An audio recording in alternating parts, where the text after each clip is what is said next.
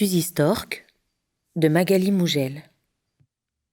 Mon cœur est une horloge, j'en ouvre grand les portes.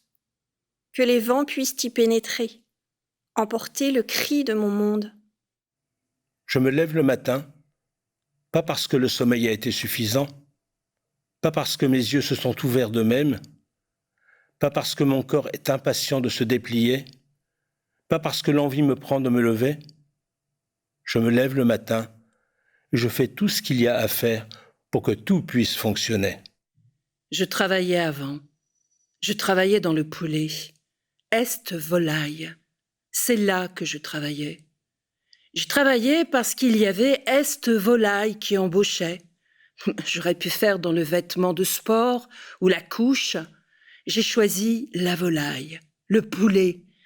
Ma mère a dit de toute façon, toi t'es une manuelle, t'es pas une intellectuelle. Alors j'ai choisi le poulet. Tristesse et joie dans la vie des girafes, de Thiago Rodriguez.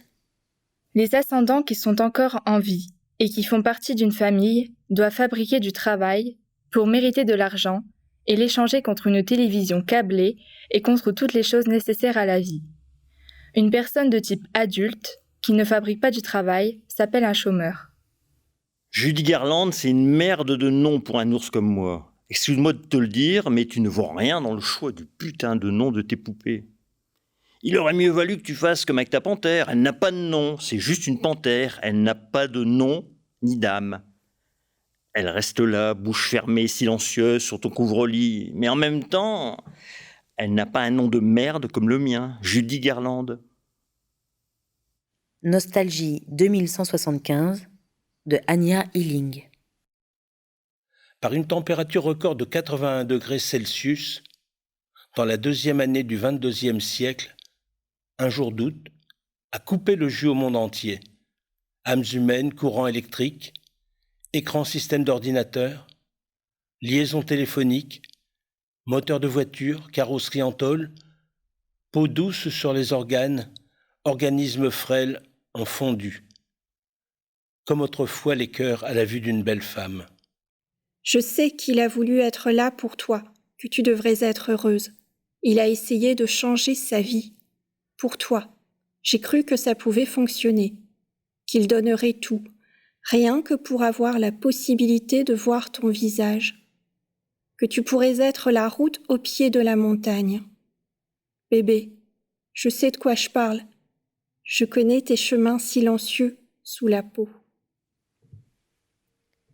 Michel, doit-on t'en vouloir d'avoir fait un selfie à Auschwitz, de Sylvain Levet. Un texto de ma mère. As-tu bien dormi cette nuit, ma chérie? C'est toujours rigolo les textos des yeuves. Ils écrivent comme ils parlent, avec trop de mots.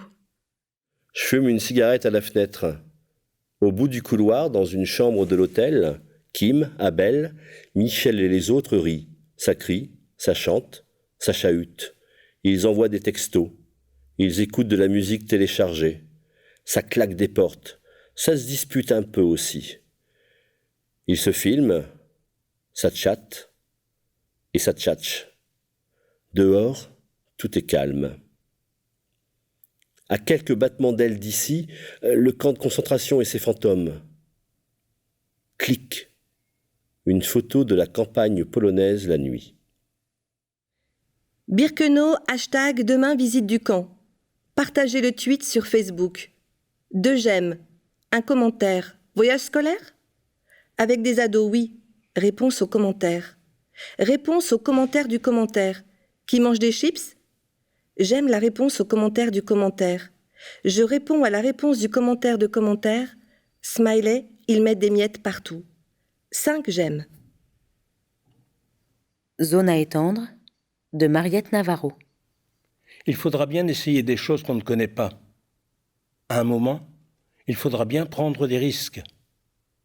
Si on veut faire avancer la connaissance, si on veut proposer de nouvelles façons de vivre les uns avec les autres. Tu as une coccinelle. Là. Ou ça? Là. Ne bouge pas. Dans le cou. Je suis capable de pleurer à la vue d'un parterre de fleurs, pour peu qu'elles soient sauvages.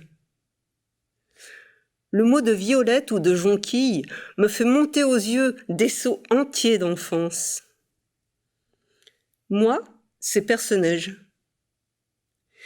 J'aime l'idée du combat et celle de la délicatesse.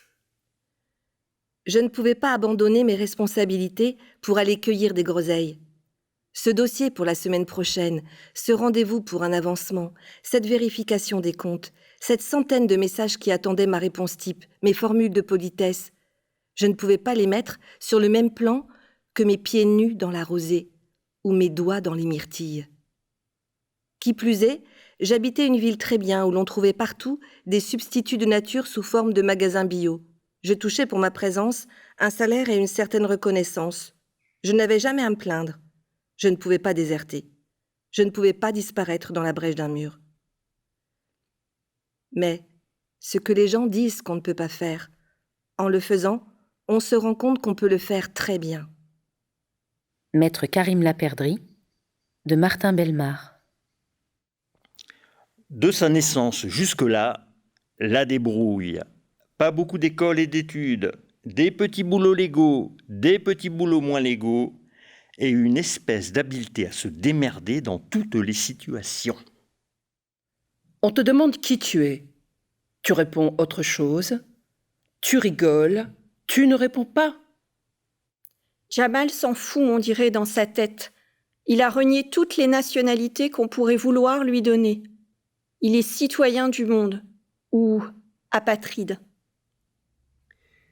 Tu n'appartiens à personne, qu'à toi-même. Peut-être même pas. Tu renonces. Tu renonces à jouer ce jeu, parce que pour toi, c'est une façon de préserver ta liberté. Ceci est un hommage à Maître Karim, ce gibier pour qui la liberté peut avoir le prix de l'enfermement, de l'identité multiple, du mensonge. Doit-on absolument appartenir à un pays ? Ces filles-là, de Ewan Placey. Clic, pop, flash, un texto, un mail, un message, un tweet. Et les écrans des téléphones illuminent la classe. C'est pas comme si j'étais la seule à regarder. Tout le monde l'a eu, pas que moi. Alors, c'est pas comme si... C'est pour ça que quand je le... En fait, de toute façon, ça aurait rien changé. Une photo de Scarlett, toute nue.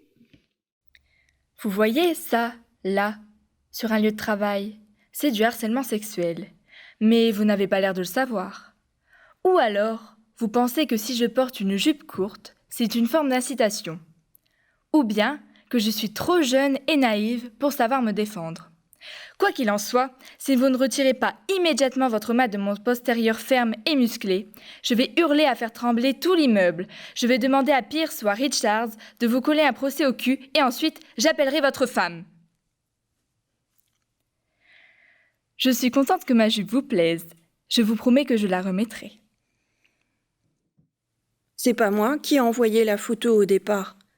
Si on prend une photo et que personne ne la voit, est-ce qu'elle a vraiment été prise ? Je veux dire, c'est pas Platon ou je ne sais pas qui a dit ça ?